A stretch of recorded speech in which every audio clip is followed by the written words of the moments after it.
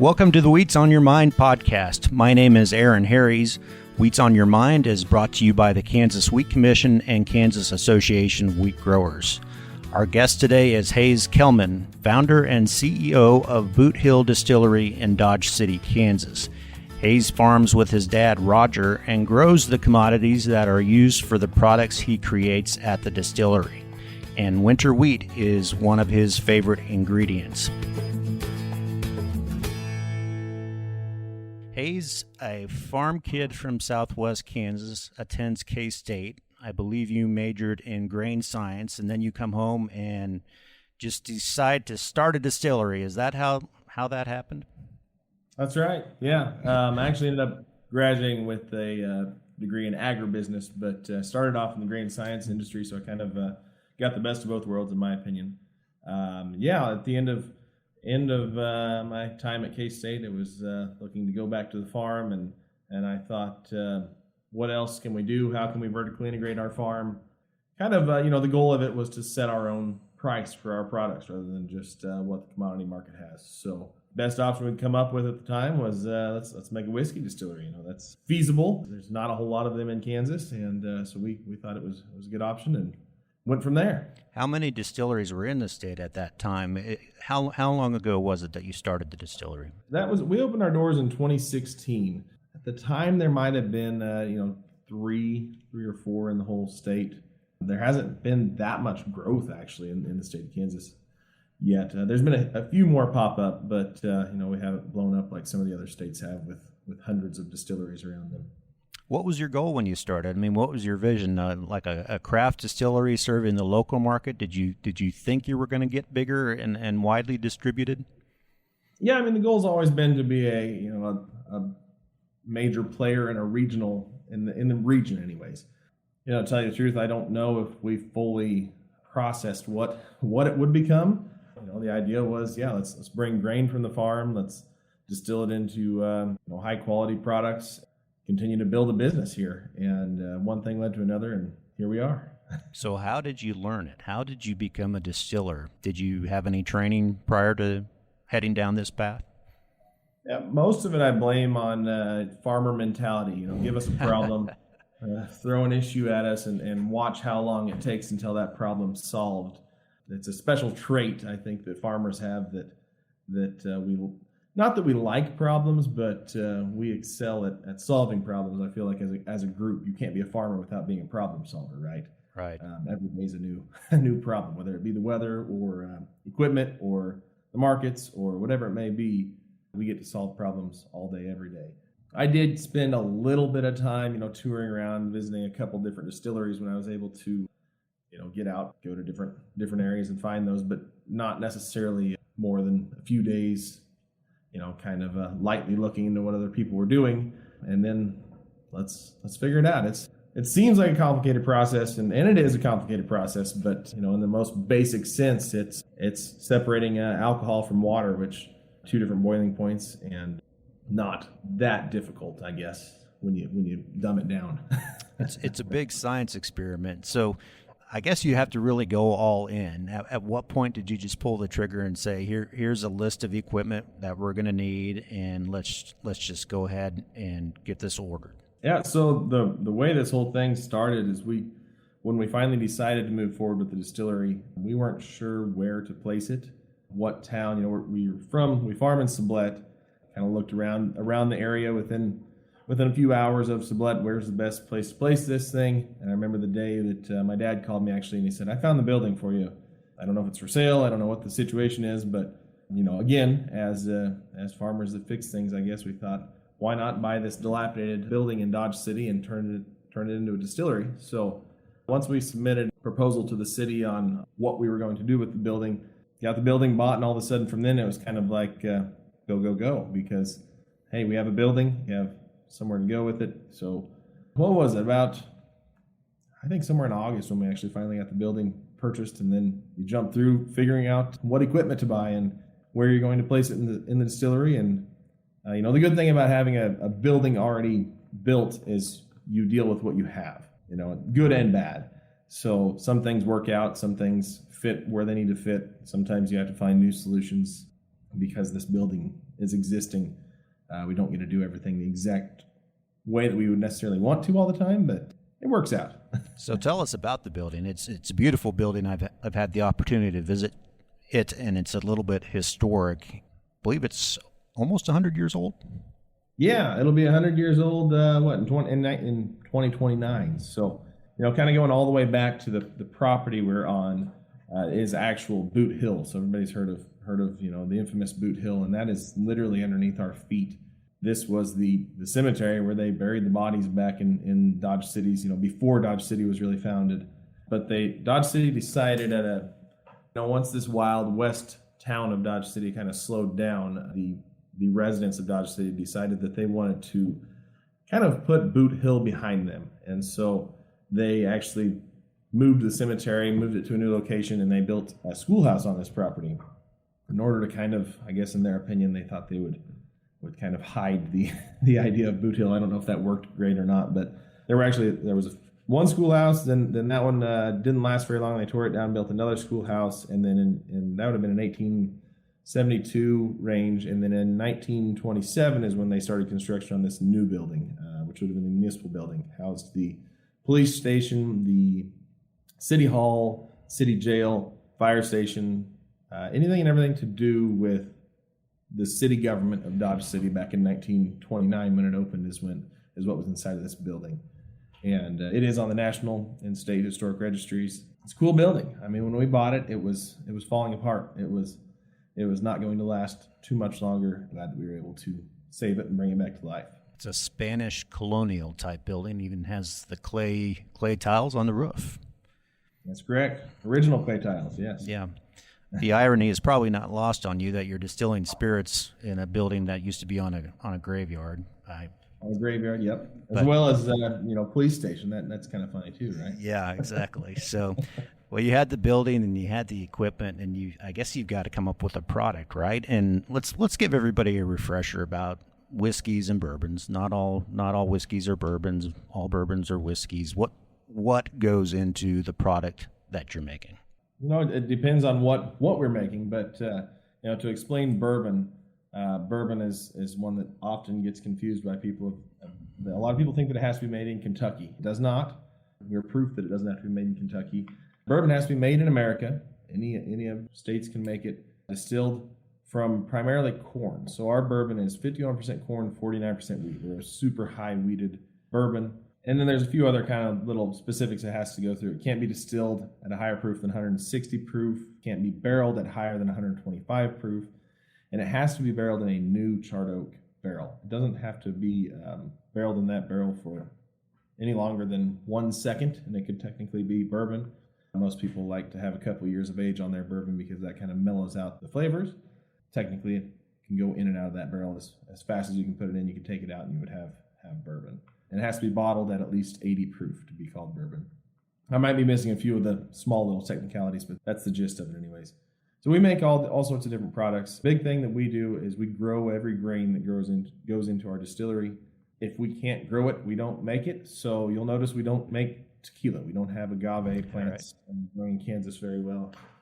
We don't make rum. Sugarcane's a difficult one to get to grow again in Kansas with the freezing weather. Less tropical than some of those areas. What else do we not? But really anything and everything that can be made with corn or wheat or any other grains that we can grow in Kansas, we will at least try to make. So yeah. So from day one, you can't have whiskey on day one because you want to age it in those barrels a little bit, but you kind of need to have an income stream, right? So when you opened your distillery, what was actually the first product? Yeah, so the first thing we released was our vodka, and our vodka uses 100% wheat. To be vodka, it has to be distilled. It's not near the rules that bourbon has, but the biggest thing is it has to be distilled to 190 proof, and that's 95% alcohol content.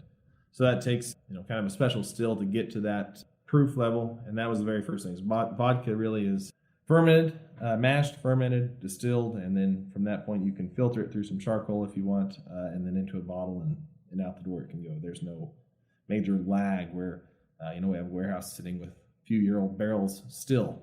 That is the process of starting a distillery. Hey, we have a business and we have not much to sell. So there is a major delay in actually producing something that you can sell out of especially if you're aiming like we have to be a whiskey or bourbon distillery. What was entry into the market like with that first product, that vodka? Was it just a local distribution, or what did you start with? So since the beginning, we've been tied up with a large distributor in Kansas, Standard Beverage. They do distribute all of our products throughout the state.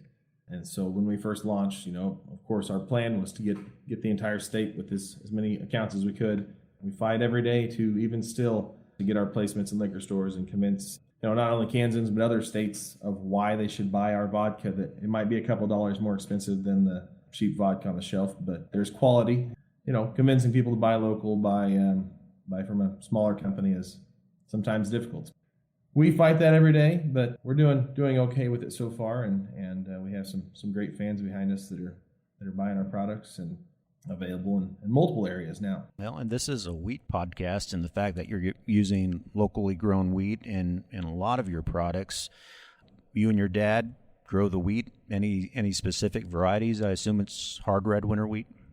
Hard red winter wheat. Yep, everything is hard red winter. We've grown some of the traditional or original wheat in Kansas. Turkey red has been a fun little project for us. We've distilled a lot of products. Actually, for the past 2 years, the majority of our wheat has been Turkey red at the distillery.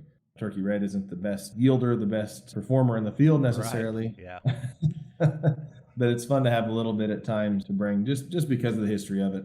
Taste-wise, I don't know if we've seen a huge difference in taste when we've gone side by side. I'd love to say that there is, but in our situation, relatively similar to any other wheat we bring in. As far as other varieties or it's whatever's working the best. So you don't have anything stuck on necessarily. And you don't have a lot of storage on site at distilleries, so when you're starting a batch, you just bring in a truckload, or how does that work? That's right. Yeah. So we store all of our grain, bulk grain on the farm, and then I bring it up by the semi-load. We have about 1,800 bushels of storage at the distillery here. So unload one truck at a time, burn through it about, I want to say we're at maybe about a truckload a month is kind of a mix of grains that we actually end up going through a year. The other inputs, not necessarily ingredient, but you talk about those white oak barrels, charred oak barrels that the whiskey or bourbon is aged in. Not a lot of white oak trees around Dodge City or cooperages. So tell us where those barrels come from, and then where do you store those barrels when you're aging the product? That is one thing we cannot get local barrels, believe it or not, in Western Kansas. I think we'd have every tree taken out if we tried to do that. So they come from Missouri, southeast Missouri is where pretty much 99% of our barrels come from. They show up to us finished. We spec them out. We want this barrel completed this way with this type of wood. It's all white oak, but the seasoning of barrels, the seasoning of the wood, so it can kind of your lower cost barrels can be more green wood that's just been chopped, in the past 6 months and slightly seasoned and then built into a barrel. All of our barrels are actually seasoned for 2 years outdoors, and so they get sawn down and then they set out 2 years and kind of dry up. Let some fungal activity happen with the weather outside, and then they get milled into being actual barrels for us. And they show up with a certain char level, which we order. I wouldn't say different every time, but we do fluctuate through the char levels, and so ours typically are a 4 char level. There's a scale of 1 to 5 or 1 to 6, depending on the companies you're going with. We kind of ride in the middle typically. So when those show up, we get them by the truckload, and they show up once a quarter or kind of whenever we can get them, because they are difficult to get nowadays. We fill them as soon as we can and let the whiskey start aging. And where do you store those? And they're all stored. We have a warehouse that's separate from our distillery here that holds every one of our barrels for us. And environment plays a big part in that aging, right? I mean, depending on the weather and how hot it gets, and the environment in Kansas is quite a bit different than probably Kentucky or Tennessee, where they do a lot of whiskey and bourbon. So do you find the extremes causing any issues with the barrels, or just standard practice? Yeah, I mean, we actually think that Kansas is a great place to age whiskey, because what ages a whiskey, what really kind of helps that process speed along, is actually difference in temperature. So you get great hot, 100-degree weather, that whiskey expands and pushes into the barrel, pushes into the wood pores, goes through the charcoal, and then it gets cold, and especially summertime when it gets really cool in the evenings, cools off those barrels, and the whiskey comes back out of the charcoal, out of the barrels, back into the inside of the barrel. And that's what that aging process is time and time again, in and out of those barrels, or into the staves of the barrel. Where better do you get, or what better temperature swings do you get than Western Kansas? Really anytime. If you don't like the weather, wait till tomorrow, right? Yes, we're familiar with that. So, do you have any secret barrels stashed away that you're heading towards the 10-year or 25-year aged mark? I suppose every distiller wants to do that. Yeah, 25 years, it better be a dang good whiskey and a really beautiful barrel. Everybody's heard about, you get the Pappies, you get the high dollar long aged barrels, and some of those surprise me because the fact that a 25-year-old bourbon is actually good is amazing to me, because that's such a long time in oak. Scotch gets away with it because they're using our once used barrels, and we've used all that charcoal out of that barrel, and so Scotch actually needs the time to spend. It's not unheard of to get a 20-year. They're often found at distilleries 20-year-old, but bourbons are it's a whole different animal. You better be absolutely. I wouldn't want to know how many barrels they're not using in those 25-year-old bourbons that they put away, because little issues could happen and be and get accentuated quite easily in that long of a time. But yes, we do have some barrels that we're trying to put back and hold for a little bit longer time. Some of our very first barrels we still have. Is that whiskey going to be, as good as some of our new barrels that we're making as we've gotten better at our process? I don't know. But I always tell people that we store barrels for as long as we can afford to store barrels.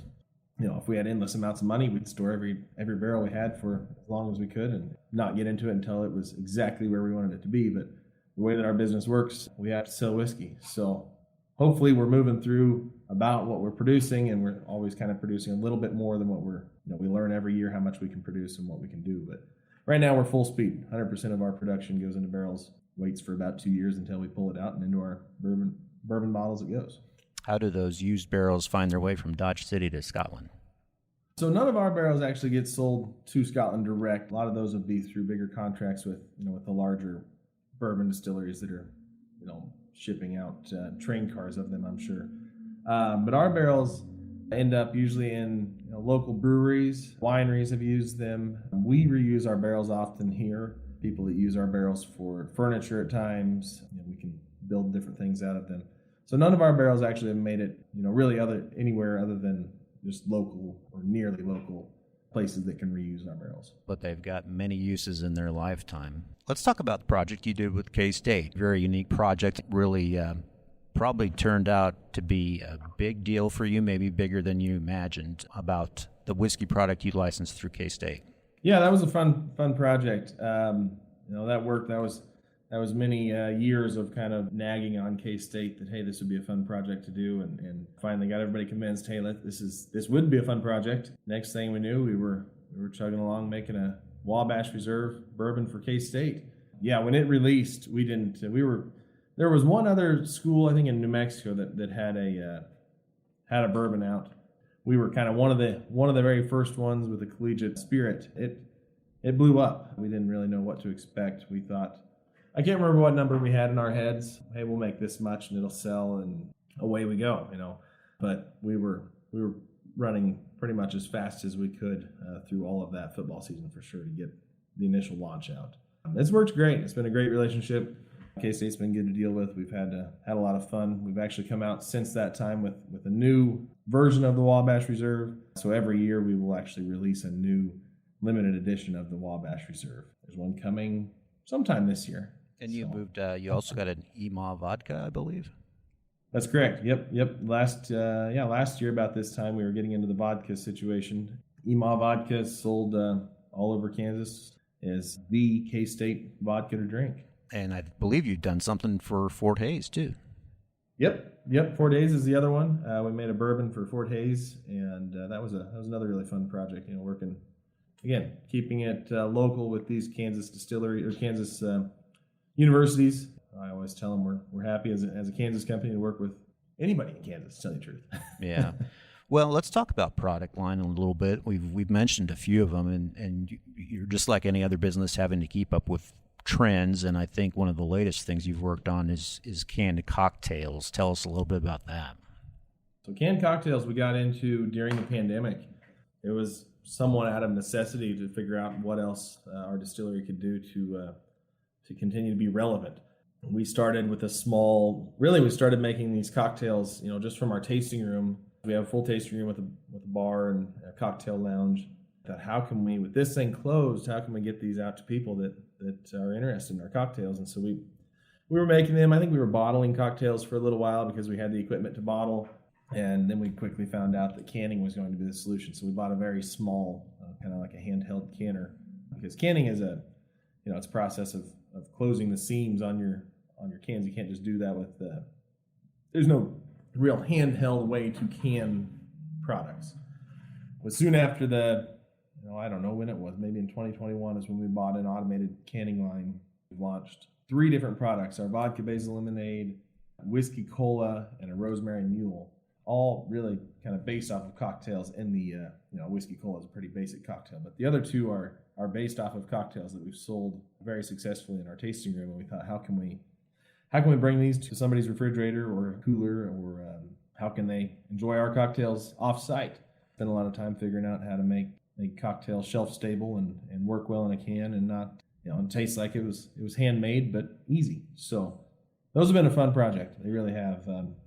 It's a whole different animal besides from just bottling spirits. Yeah, I imagine. So you've got to have a pretty good team there on hand to help you out with.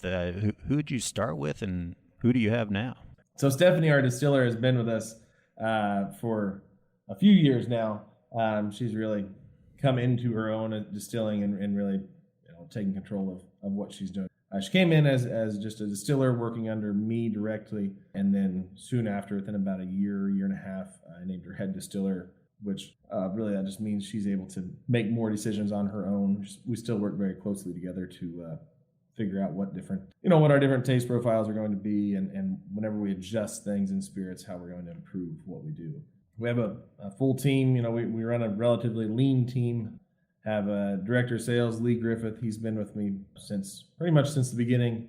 He's kind of the face out in Kansas and every other market out there, working, getting relationships with people, and hopefully convincing people to drink Boot Hill whiskey or vodka or canned cocktails or whatever product he has at the time.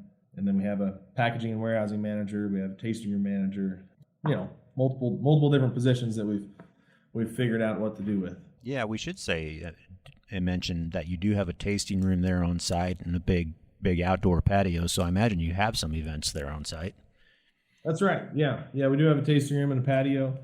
We host private events. We're open to the public from 3 to 11 Wednesday through Saturday, and we offer tours at 4 and 6 p.m. on Fridays and Saturdays. Yeah, we host multiple events, public and private events on the patio. We're in we have a rental room, have a boardroom set up that also has rental space and can have a bartender in it to make cocktails after a meeting. If you're in Dodge City and you're looking for a cocktail, I suggest you come see us. Good recommendation. So what does the future hold? Expansion for you? Do you have other products in the works?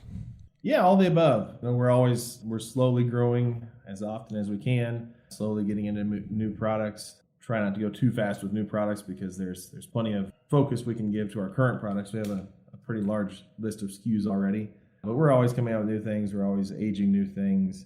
When we have a new whiskey we want to come out with, say a rye whiskey, that process has to start a few years ago, putting that whiskey in barrels and letting it age for a while. As far as expansion, we're always looking for ways to grow. We did last year, we grew within our own footprint. We about doubled our production within our own distillery here. That's probably as far as we can grow in this facility. We'll always have this facility, but the next expansion would have to be an additional place to make whiskey. Those are always on the books. Nothing necessarily that's going to happen anytime right away, but when the right opportunity arises, we will continue to grow and make as much whiskey as we can. Yeah, and your success is just like any other business measured by sales, but also you've entered some contests, I believe, across the state and the country on have your your peers judge your product, and what are some of those results? One I'm probably most proud of isn't an individual award, but it is the fact that as of about, I think it was 2 years ago, maybe more now, every single one of our distributed products has an award from national competition of some type. We don't have a single product out on the market that hasn't been praised by somebody that had a good palate, I would say. On the Kansas wheat side, so our 100% Kansas wheat vodka in 2020 was the best craft vodka at the American Craft Spirits Association. So that's probably my most prized individual award that we had. Of course, it happened during COVID when it was all virtual and we couldn't, strut around the convention with our big medal, but we silently enjoyed it. That is awesome.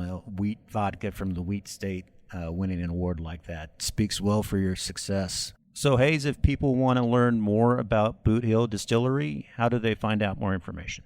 Best way would be to come visit us, 501 West Spruce Street, Dodge City, Kansas. As I said earlier, we're open from 3 to 11, Wednesday through Saturday. But if you're out and not able to visit us just yet, go to our website, boothilldistillery.com.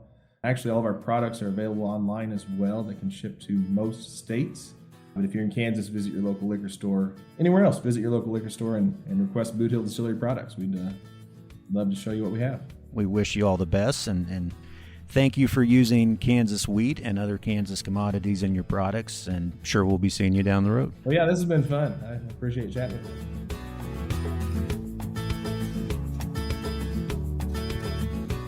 Thank you to Hayes Kelman from Boot Hill Distillery for joining us on this episode of the Wheats on Your Mind podcast.